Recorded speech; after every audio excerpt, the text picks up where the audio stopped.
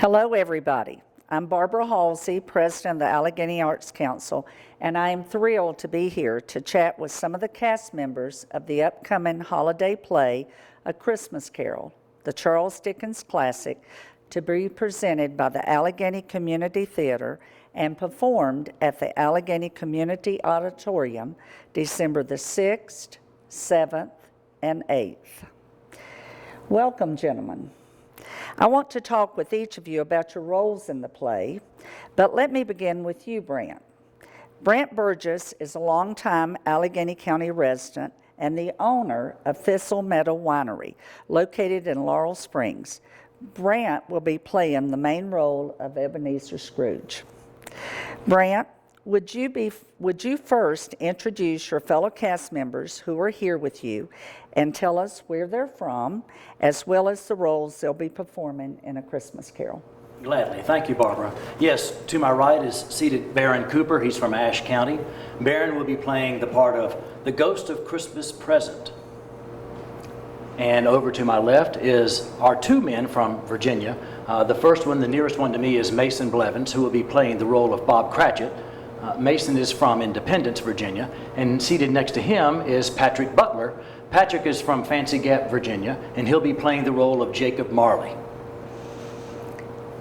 So you four represent different counties coming together to present this holiday classic tale.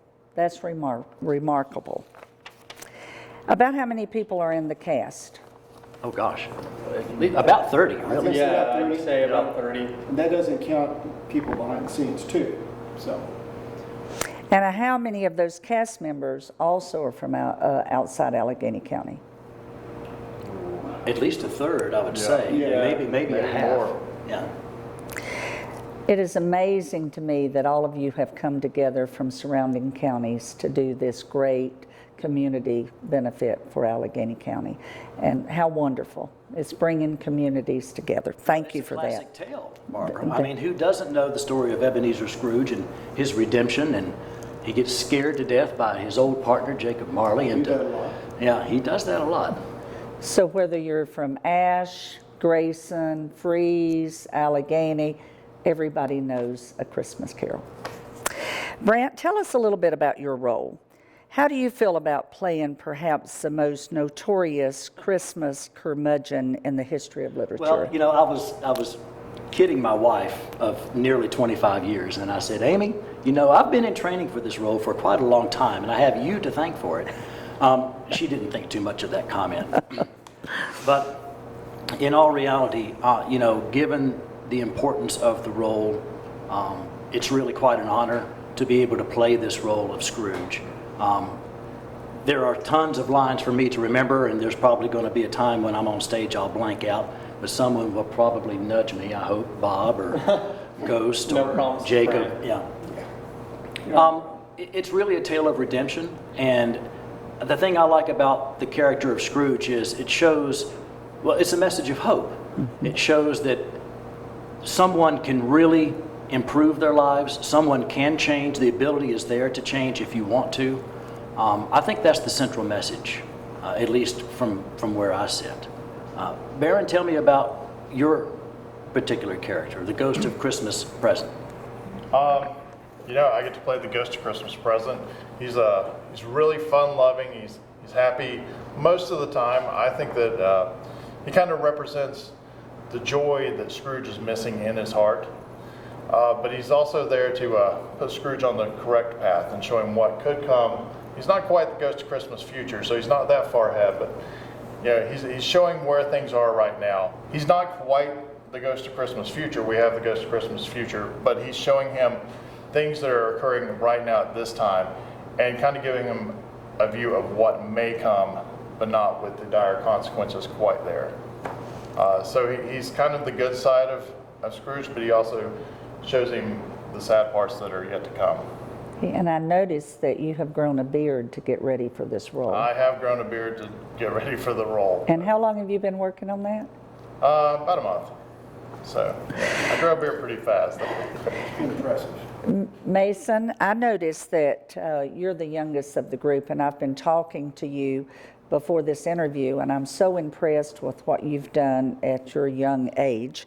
How does it feel to be sharing the stage with these older gentlemen? It feels great because I know each of them personally, and they're so much fun to work with. And I can't thank them enough for all the experience that they've shared with me just on my journey getting to where I'm trying to get to and where I've come so far.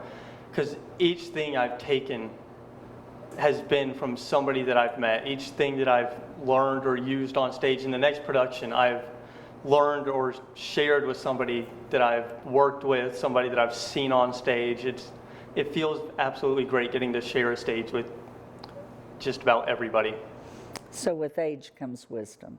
Absolutely. And you play opposite Brant in the role of Bob Cratchit, Scrooge's overworked, underpaid employee. Explain your character's personality and objectives. Tell me what Cratchit needs to achieve in his role as a husband and father, and then tell us what you, as an actor, have brought to the character of Bob Cratchit for this production. Well, as a husband and father, I certainly feel as if he doesn't try to let his work life carry over into his home life.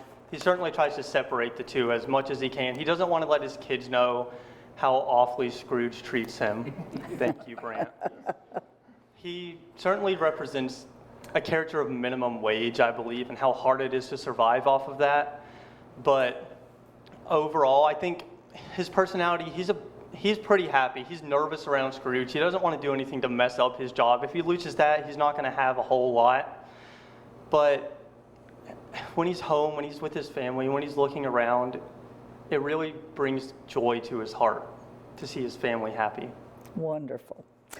Patrick, please tell us what you do when you're not rattling chains as the spirit of Scrooge's dead business partner, Jacob Marley. I'm supposed to be retired, and my wife would like it if I retired. I'm actually retired Air Force, but I went back and I had a wine store for a while in Galax, which lasted for a while. Then began teaching school, so I'm a teacher right now currently. Wonderful. I'm a former teacher. And we need a wine store in Sparta, so we'll talk later about that. As long as you got a big budget, I can do it. But I have a prospective partner. Well, back to the Christmas Carol. Tell us a little bit about your character and what you, as an actor, are putting into the role as far as your interpretation goes. Well, I was told that I was bringing the George Clooney to Brant's Brad Pitt, and Mason would be Zac Efron. I don't know, man. But obviously, Jacob Marley, the ghost, is the big kick in the pants. And he kind of kicks it off. You know, once we've established that Brant is very Scrooge-like, somebody has to kick him in the pants and make him realize that it's not the way you want to go. So obviously, enter Jacob Marley's ghost. And I look at it as a character. A lot of people, I don't know how it's been done in some interpretations in the past, but I feel like he actually has a line where he talks about penance. And my religious background, I'm a PK from a long time ago, basically penance means you can be redeemed. So I think he's trying to procure that early for Scrooge's character. Meanwhile, he has a shot at redemption himself. Anyway, that's the way I... Thank you for that. And Brant referred to redemption as being one of the themes as well. Baron, you've already talked about your role of the Ghost of Christmas Present, but what do you do over in Ashe County when you're not bringing Christmas cheer to the stage? Well, formally, I work I work for American Emergency Vehicles. We make ambulances. I work in the graphics department. Other than that, I work a lot with the Ashe County Little Theater. I've directed a couple of shows there. I've directed a couple of shows here, and I'm in shows over there. Wonderful. And I think I learned before the interview began that you and Brant perhaps did a play together earlier? We did. We've done many plays together. Wonderful. About 4 years ago, I think it was both our first time on stage in One Flew Over the Cuckoo's Nest. Wonderful. Not to go back and repeat yourself, but tell us a little bit about the interpretive elements that you're going to put into your role as an actor. The interpretive elements that I'm going to... Maybe talk about your character again. You know, he's bigger than life. He's much bigger in life, more so than I am. He's got loud belly laughs. He's almost so happy and humorous. He's a little bit scary to Ebenezer Scrooge. But he's trying to make Ebenezer Scrooge see the ways that he needs to go in life. Ebenezer feels that he's a representation of wealth, but Ghost of Christmas Present is actually a representation of charity. Which is wonderful. Look forward to that. We all know that in a school system, I think, Patrick, you said you were a former teacher, I was a former teacher, and we know that good teachers need good principals as well as good actors, and actresses need good directors. So I'd like to know a little bit more about your director, Ginger Carell. I understand that she too comes from Virginia to share her talent and skill. Describe to me, one of you, whichever one wants to begin, her style as a director. This is my first time working with Ginger. She's came in, she's been very helpful. She's done a lot of things to enhance the play and make it just a really good show, and she's not above tweaking things and changing things, and she helps out your character and help you define what your character is. Well, I'm lucky because I consider this is the third time that I've worked with Ginger. Once in It's a Wonderful Life a couple of Christmases ago, and then Arsenic and Old Lace last year. What she brings to this is experience, number one. People don't realize how much work goes into just the blocking of a play. And when I say blocking, I mean the movement of people on the stage, where they are, what they do, when they stand, how they act. And it's not just the lines. She spent over 20 hours just blocking the play from the beginning. And then, of course, once you get the actors on stage and you see them acting out the blocking that has been prescribed, she's very flexible, because even she will say, maybe this isn't working. You've got to walk too far, or something is not right, the placement's not right. And she gives us the ability as actors to make suggestions. And I think that's the hallmark of a great director. Absolutely. I would certainly have to concur with Brant. There's a lot that goes into blocking, and you never really know the first time you block it if it's going to work until you see it on the stage, until you see it come to life with everybody up there moving around. Because you can write it on paper and you can have it in your head, but until you see it in real life, in person, there's no way to really know. So it's certainly a very fluid experience. It's not, the first time in anything is never set in stone, and she really gives you the ability to build your own character with it, to make suggestions, to really, if this isn't working, maybe can we try this? Can we maybe experiment with that? It's really it's a very good process that she has. And Evil taskmaster. No, seriously. Just what they said, she's very detail oriented. And by that, I mean, she'll come down with a set blocking, and if you're a little more inexperienced, she really wants you to hit that blocking, because she knows you're going to be a little nervous. And for those of you who aren't real familiar, blocking can help you remember your lines. So she wants that blocking pretty particular. If you're a bit more experienced, and this is my second show with Brant, we were in Arsenic and Old Lace together, and my second show with you. Yes. And she allows you that creativity. So if you think, well, I think it would show me a little bit better, or it enhance the line a little more, she gives you that freedom to do so if you want to. So she's very detail oriented, and I actually like that about directors. I'm willing to go off on my own, but I like that little, I want you over here at that time. We all need that guidance. We do. I'm just curious, because all of you have shared your backgrounds. Did Ginger have a background in theater, or is she someone that holds down a full-time job in something else and she just has a love for theater? That's actually a really good question, which I have no clue. I have no clue. I don't think she works, although directing something obviously is a full-time job just about itself. Okay, interesting. Honestly, I don't know. Yeah, because most of the time in community theater, it's people who have a passion for it and they go into it, and which you all are doing. She definitely does. Yeah, and we thank you for that. We're going to have to find out. Well, my next question requires some on-the-spot math skills, and Brant, you talked about this just a little bit in your answer for Ginger.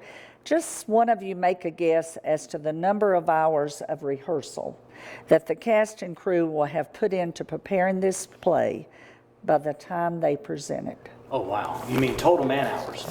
So, I mean, just bringing it down to the scope of one person, we have 3 rehearsals a week, and that's if you only attend the rehearsals. It has nothing to do with all the backstage stuff that we're doing. This is community theater, so we're building our own set. We're in a lot of cases, we're making or bringing our own props. We're studying our lines at home. I don't know. Hundreds of hours per person easily. I bet your wife would agree with that. She's ready for me to take a break. This is my 4th show in a row, so she's ready for me to take the spring off. And you are vice president of the Arts Council. I am. And Barbara Halsey will not be around forever, so remember that. Okay, would any of the rest of you like to respond to that question about how many hours or minutes you're working on this? I think Mason and I were discussing it. I think Mason has actually done the math on this. Okay, so I looked at the notes before we came here because I didn't want to be blindsided by everything. And I sat down and I did the math, and for rehearsals alone, it came out close to 62 to 65 hours Per person? per person. Amazing. And you're volunteers. Yes, absolutely. You're not paid actors. What's been the most challenging about preparing for this play compared to all of you've mentioned you've been together on other plays, you've worked together. This play, what's the most challenging thing that's For happened? me in particular, the most challenging part about this play and this role has certainly been trying to find the perfect border of emotions for losing a child. Because being 17, of course, I have no idea what that even feels like. I don't have a child of my own. I can't even begin to imagine how horribly painful that has to feel. Mm-hmm. So trying to find that perfect balance has really been such a challenge, but I really hope that I'll be able to nail it for some people and hopefully bring a tear to their eye. That's a personal goal for me. That's a wonderful If I answer. can do that, I'll feel accomplished in what I've done. Wonderful. Anybody else like to respond? Language.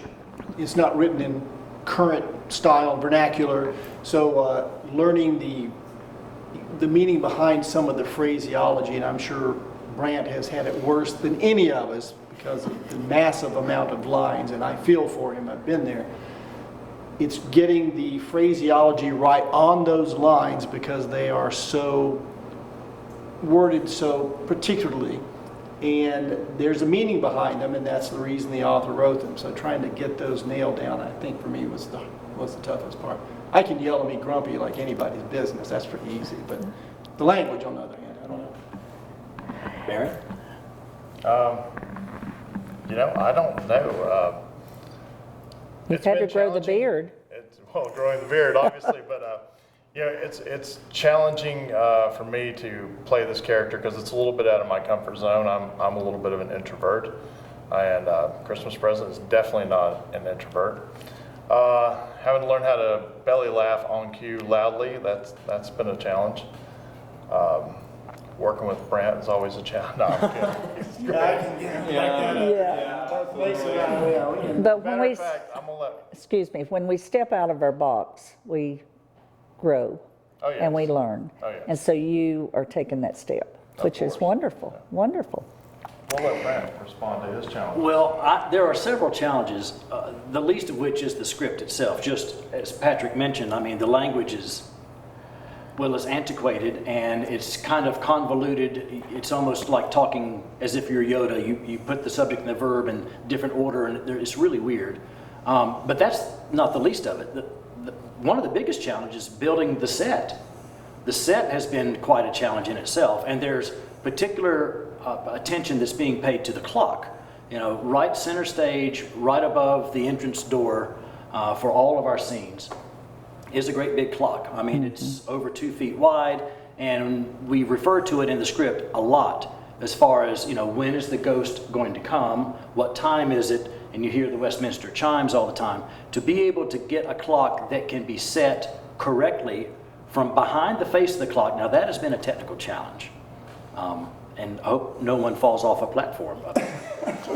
When I saw Frankenstein, I was just amazed at the costuming and the set. And so talk a little bit about, does someone donate the materials for the set? Where do you get those costumes? Do you go to Wilkes Community College and work the third theater department? There's at least 3 sources that we use for costumes, and we have 3 folks who are working with us in costumes just for this particular play itself. I mean, given that there's 30 characters and some people are in more than one costume because, you know, some people, Patrick's lucky, Bob's lucky, Bob Cratchit that is, and this man's lucky. They don't really play a whole lot of extra characters, but there are many characters who play 3, 4 roles. And do they have different looks to their costume? Well, that's quite a job for the costumer to get up.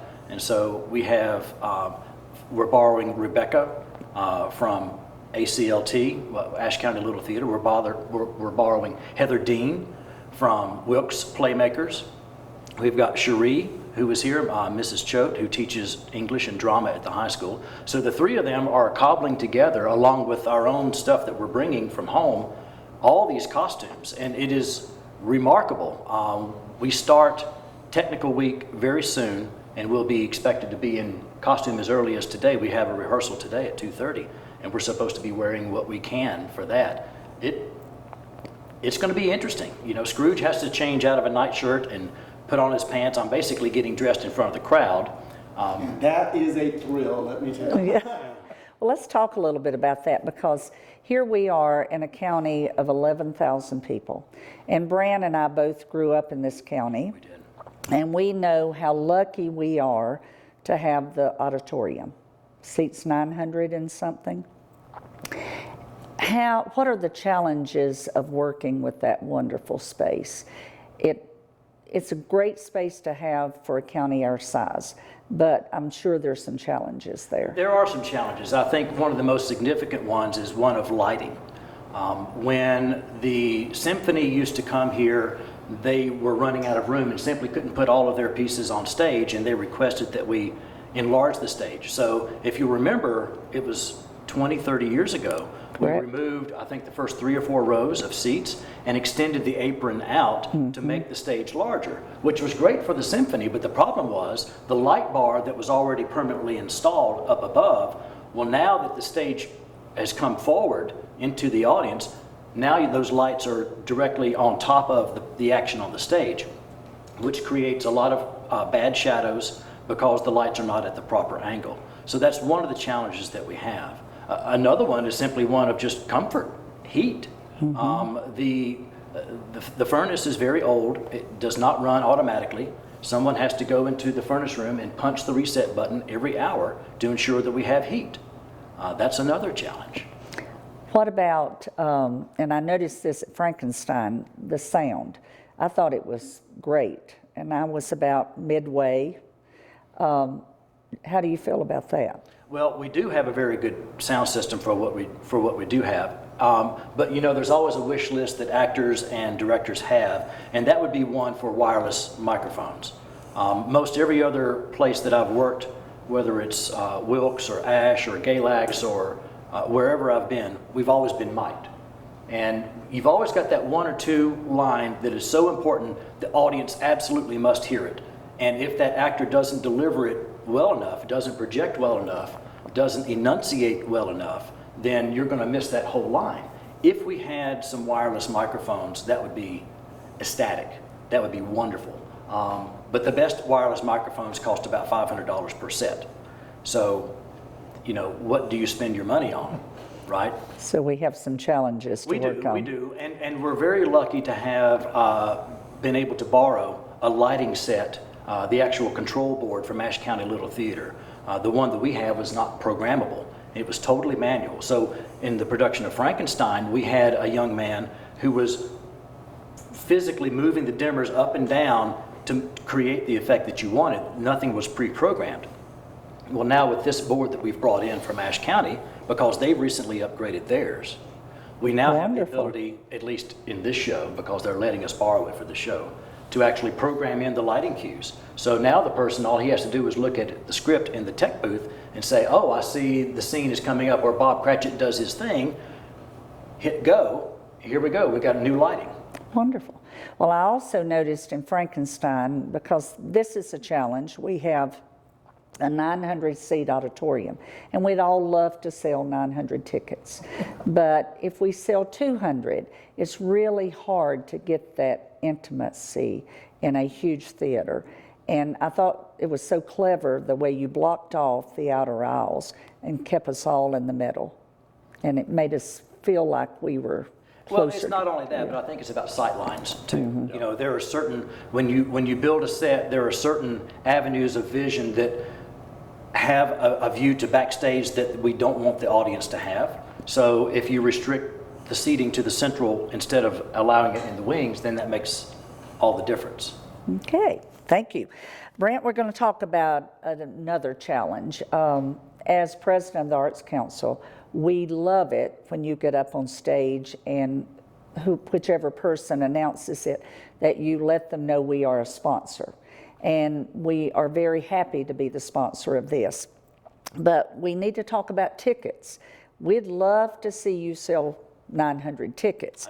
And I know that Frankenstein this year has just been so successful because we've sold a lot more tickets. Tell us about the tickets. What's the cost and where can we get them? Okay, so that's a great question. Tickets are available.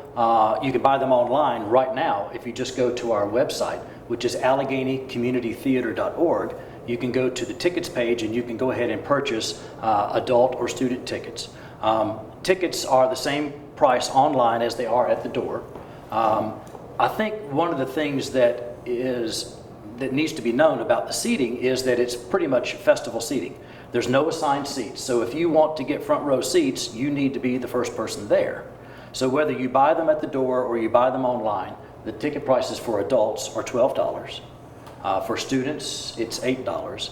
And for anyone who's younger than school age, preschool, would be $5. Okay. And at the Mountain Heritage Festival, we gave away free tickets at the Arts Council booth. So every hour we had a drawing. We all know social media is the way to advertise. Are you planning to do anything on Facebook? On Facebook for the community theater that we did for Frankenstein, and that is we invite people to like and share. We'll probably put a post out this week asking people to like and share for a chance in a drawing to win tickets. And we'll just randomize those who qualify, and we'll announce winners as they come. Wonderful, wonderful. We hope you and your family can come and enjoy the wonderful spirit of Christmas as Allegheny Community Theater presents A Christmas Carol. Again, those dates are December the 6th and 7th at 7 p.m., December the 8th at 2 p.m. in the Allegheny County Community Theater Auditorium. You can either purchase your tickets ahead of time by going to Allegheny Community Theater's website at AlleghenyCommunityTheater.org, or you can purchase your tickets at the door, and the price is the same. But if you want a great seat, as Brant said, you need to be the first one there. I'm Barbara Halsey, and on behalf of the Allegheny Arts Council, we are honored to sponsor A Christmas Carol. Thank you for joining us, and we hope you and your family have a truly magical Christmas. And as Tiny Tim said, God bless us everyone.